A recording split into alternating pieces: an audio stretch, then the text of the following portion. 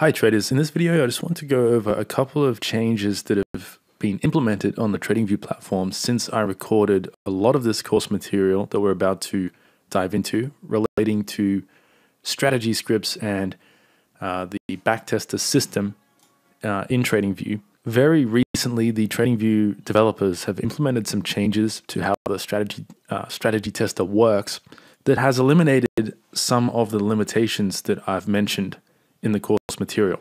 The first change that they have implemented, if I open up the settings for this strategy script that you see on my chart right here, I'll go over the source code for this strategy in a future lesson, but for now, I just want to make you aware of these new features of the strategy tester. So here's the settings menu for this strategy script that I have added to my chart. If I go to the properties tab and I scroll down to the bottom here, you can see this new option, backtesting precision. And we have this new setting here called use bar magnifier. This will be off by default on any script that you create, but from now on, we need this on at all times. And I'll explain why in a moment. The way we turn this on at all times in our scripts is if I open up the editor here and add a comma on the end of my strategy annotation function. This is where we set the default settings for our strategy. So here I've set my titles, my overlay setting to true. My calculate on order fills is set to true. My initial capital is set to 10,000 US dollars. And if I hover over this, the very last parameter we have to work with there is use underscore bar underscore magnifier.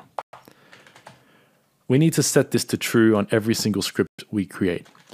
The only time you wouldn't use this is if you can't afford to upgrade your TradingView plan to the Pro plan. I believe this is locked behind the Pro plan on TradingView, but ideally we need this on at all times. So let me quickly explain what this setting does and why it's so important. So in the past, the TradingView strategy tester, the way it would run its backtest is it would simulate how price action unfolded on historical data. So if you remember from earlier in the course, I went over this information. So the broker emulator would simulate price action based on these sort of parameters here. So if the bar's high is closer to the bar's open than the bar's low, then the broker emulator assumes that intra-bar price was moving this way, from the open to the high to the low to the close. So let's jump over to the chart and I'll show you what that looks like. So if I zoom in on this candle here with this giant wick to the top, the way the broker emulator would used to work is if the bar's high is closer to the bar's open than the bar's low, then the emulator would assume that price opened here, rallied to the high, fell to the low, and then closed here. It's a very rudimentary system. It doesn't take into account the nuances of price action and the fact that price might have opened here and then fell a little bit and then rallied and then fell a little bit, and then rallied, and then went sideways for a little while, had a spike up to the top, and then fell, and then rallied a little bit, and then fell again, and then ended up closing here. The strategy tester system used to not do a very good job of simulating this. It would simply simulate this price action in a 4-step motion. The bar's open is closer to the high than the close is, and so it would assume that price went up, down, closed. Now, with this new setting, this new backtesting precision setting, we can actually tell the TradingView strategy tester to simulate this bar, how price action unfolded on this bar, based on a lower time frame. So if I use the bar replay tool and I click on this bar and I drop down to, first of all, let me draw these levels out. So we've got the high and the low of this bar. If I drop down to a 5-minute chart, and zoom out a bit. Now you can see that our hourly bar opened here, and we do have this large wick to the top. So price opened here, rallied to the top, and then fell to here, rallied to here, fell to here, rallied to here, fell to here, and then closed here. This gives us the full story of that 1 hour bar. And now with this new setting, the bar, whoa, what did I do to my drawing tool there? With this new setting, the use bar magnifier tool, the strategy tester uses a lower time frame to simulate how price action unfolded on this 1 hour bar. That gives us greater precision in simulating our strategy performance over historical data. And it's extremely, extremely important that we get accurate simulations of our strategy on historical data. And so there is no reason why you shouldn't have this turned on at all times. So from now on, make sure this is turned on in all of your strategy scripts. Again, the way you do that is just add this parameter to your strategy annotation function. This will ensure that this setting is turned on at all times. So that's one important change that TradingView have made to the strategy tester. I'll go over this in more detail in future lessons. If you want to see which lower timeframes correspond to the higher time frame, I'll leave a link to the blog post below where TradingView announced this new feature. Here's the blog post here.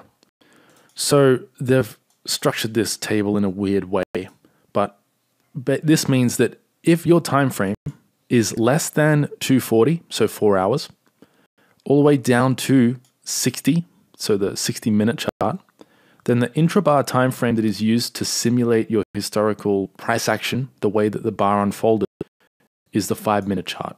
And so now when my script code is running through the strategy tester on historical data, using this bar as an example, the strategy tester uses the 5-minute time frame to simulate how this hourly bar unfolded. My internet's playing up here for some reason. It won't load the chart, but you get the idea. I've already gone over this, how this works.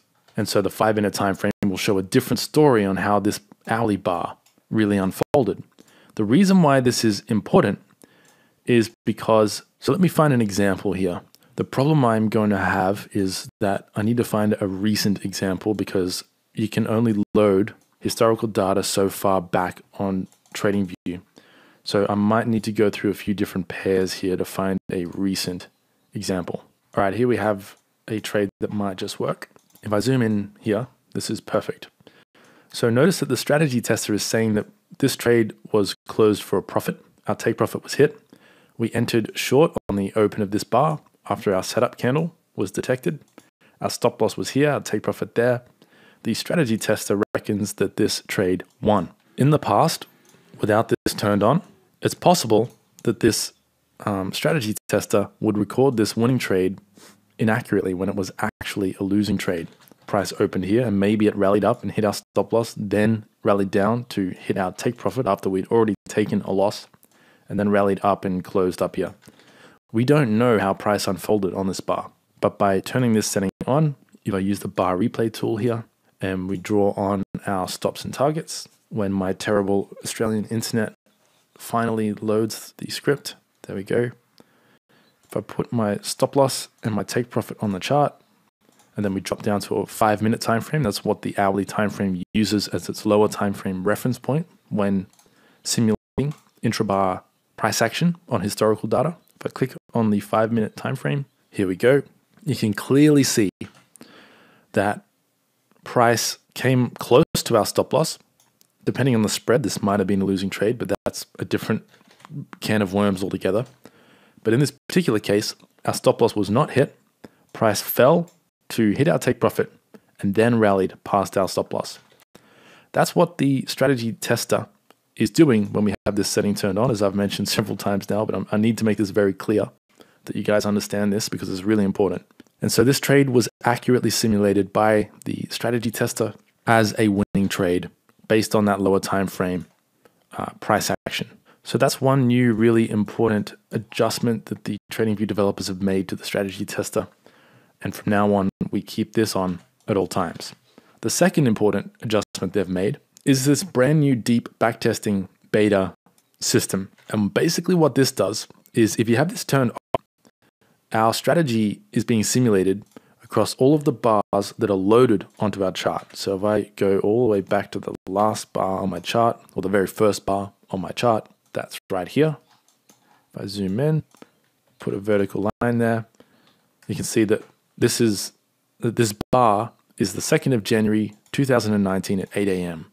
And so my strategy tester results here are showing me how my strategy performed during this window of time, this sample from 2nd of January 2019 until today. This is my trading results, my strategy results. But if I turn the deep backtesting on, now I can choose a date range to simulate between.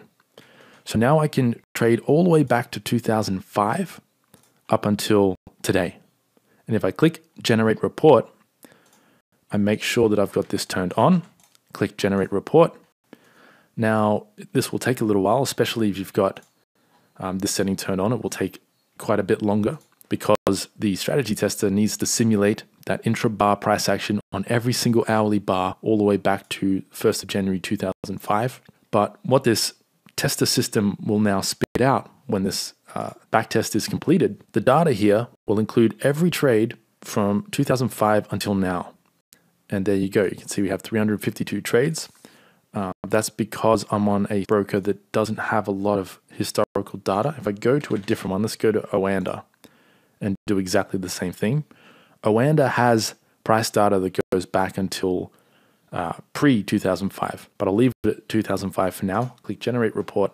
You can see up here that we only have 134 trades in our sample size based on the bars that are loaded on my chart. But now that I've generated a report from 2005 until now, we have 837 trades, and it gives us very different drawdown and return metrics. So from 2005 until today, this system took 837 trades, had a 54% win rate, a 100% return roughly, and a 14% max drawdown.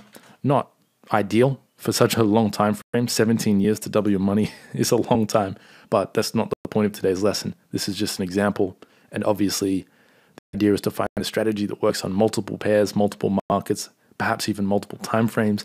And so these returns tend to compound over time, and you'll end up with a much higher than 100% return across several pairs, several strategies.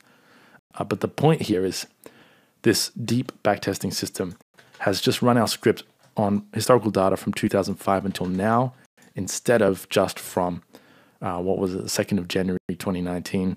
So that's a really important feature here as well. Now, this deep backtesting system won't show visually the trades on your chart because you can only see what data you've loaded. But if we open up the list of trades and scroll all the way down, you can see that some of our trades here begin in 2005. So that's it for today's video. Sorry it was a bit of a ramble, but these new changes to the strategy tester are super important, and we will cover this in more detail in more practical use cases and examples in future lessons. But for now, just be aware that if you hear me speaking about any limitations with the TradingView strategy tester, a lot of that has been alleviated by these two new features. The backtesting precision, make sure to have this always turned on. And the deep backtester is something that we will explore in more detail in future lessons that will give us significantly more or significantly larger sample sizes to work with, which is extremely important when developing robust trading strategies. But for now, I'll wrap this lesson up here. I hope you enjoy the lessons to come. We're going to go into some really cool applications of Pine. We're going to start using PineScript to actually develop trading tools and systems. And so we're going to transition from theory into practical. And with all that said, I'll wrap this lesson up here, and I'll speak with you in the lessons to come.